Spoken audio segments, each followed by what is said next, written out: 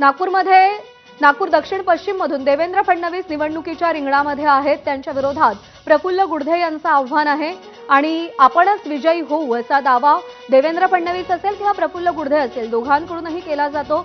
नागपूरमध्ये देवेंद्र फडणवीसांनी प्रचार रॅली घेतल्याचं देखील आपल्याला पाहायला मिळालेलं होतं। तुषार कोहळे आपले प्रतिनिधी देवेंद्र फडणवीसांच्या घराबाहेरून सध्या आपल्या सोबत आहेत। तुषार, देवेंद्र फडणवीसांसाठी केवळ त्यांचा मतदारसंघ नाही तर महाराष्ट्राची ही निवडणूक अत्यंत महत्त्वाची आहे, प्रतिष्ठेची आहे। कसं वातावरण सध्या तिथे पाहायला मिळतंय? निश्चित जर का आपण बघितलं देवेंद्र फडणवीस यांनी भाजपच्या वतीने या संपूर्ण निवडणुकीचं नेतृत्व केलेलं होतं आणि महायुती म्हणून देखील ते संपूर्ण या निवडणुकीला लीड करत होते। सध्या जर का देवेंद्र फडणवीस यांच्या घरासमोर दृश्य बघायचं असलं तर आता सध्या इथे शांतता आहे, कोणीही कार्यकर्ते आपल्याला पाहायला मिळत नाही। आणि महत्त्वाची गोष्ट की भाजपच्या पक्षश्रेष्ठीने देखील कार्यकर्त्यांना तशा सूचना केल्या की कोणतेही निकाल स्पष्ट झाल्याशिवाय कोणी जल्लोष करणार नाही, होर्डिंगबाजी करणार नाही। त्यामुळे तुम्ही जर का ही फ्रेम बघितली नाही ते या फ्रेमवरचा मजकूर रेडी आहे, मात्र कोणीही होर्डिंगबाजी करत नाहीये। नाहीतर इथं मोठ्या संख्येने भावी मुख्यमंत्री विजयाचे अभिनंदन अशा प्रकारचे आतापासून होर्डिंग लागायला सुरुवात झाली असती। मात्र जेव्हापर्यंत निकालाचं चित्र स्पष्ट होणार नाही तेव्हापर्यंत कोणीही होर्डिंगबाजी करणार नाही, कोणीही जल्लोष करणार नाही अशा प्रकारच्या सूचना भाजपच्या पक्षश्रेष्ठीने दिलेल्या आहेत। त्यामुळे देवेंद्र फडणवीस यांच्या नागपूरच्या निवासस्थानासमोर देखील आपल्याला कोणी पाहायला मिळत नाही, शुकशुकाट पाहायला मिळतो।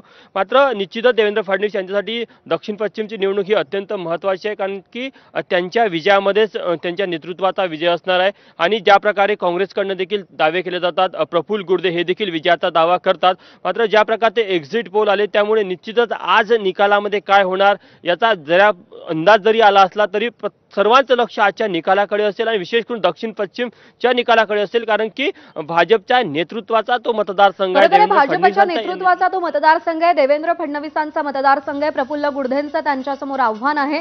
त्यामुळे या निकालाकडे देखील लक्ष असेल। निकालाचं चित्र स्पष्ट झाल्याशिवाय कोणत्याही प्रकारचा जल्लोष करू नका, भाजप पक्षश्रेष्ठींनी कार्यकर्त्यांना अशा प्रकारच्या सूचना दिल्यात। होर्डिंगबाजी न करण्याच्या भाजपच्या कार्यकर्त्यांना सूचना दिल्या गेलेल्या आहेत। पुन्हा एकदा जाऊयात, तुषार कोहळे आपले प्रतिनिधी सध्या आपल्या सोबत आहेत। तुषार, काहीशी सावध भूमिका भाजपकडून आपल्याला पाहायला मिळते, कारण काय यामागचं?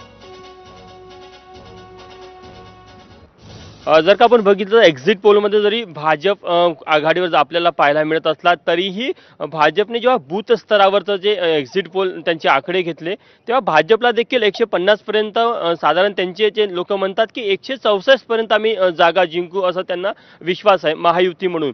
मात्र शेवटल्या क्षणाला काही 2-3% मतदार जर का त्यांना जे अपेक्षित आहे की स्विंग होईल महिलांचं मतदार, ते जर का स्विंग झालं नाही तर निश्चितच भाजपला किंवा महायुतीला फटका बसू शकतो। त्यामुळे जेव्हा साधारण 11 वाजेपर्यंत निकालाचं चित्र स्पष्ट होणार नाही तेव्हापर्यंत कोणीही जल्लोष करू नये, कारण की हरियाणामध्ये आपल्याला पाहायला मिळालं होतं की सुरुवातीला जे कल आले होते त्यामध्ये काँग्रेसने मोठी आघाडी घेतलेली होती आणि असं वाटत होतं की काँग्रेस कुठेतरी हरियाणामध्ये सत्तेमध्ये येणार। मात्र दुपारनंतर चित्र स्पष्ट झालं, अनेक ठिकाणी हरियाणामध्ये काँग्रेसच्या कार्यालयामध्ये जल्लोष देखील सुरू झाला।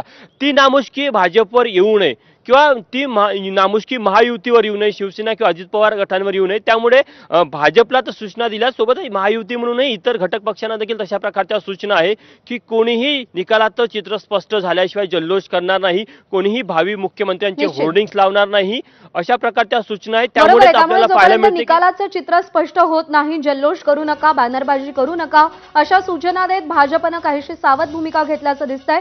तुषार, धन्यवाद दिलेल्या माहितीसाठी। दरम्यान कोल्हापूरच्या लक्षवेधी कागलमधून पहिला कल थोड्या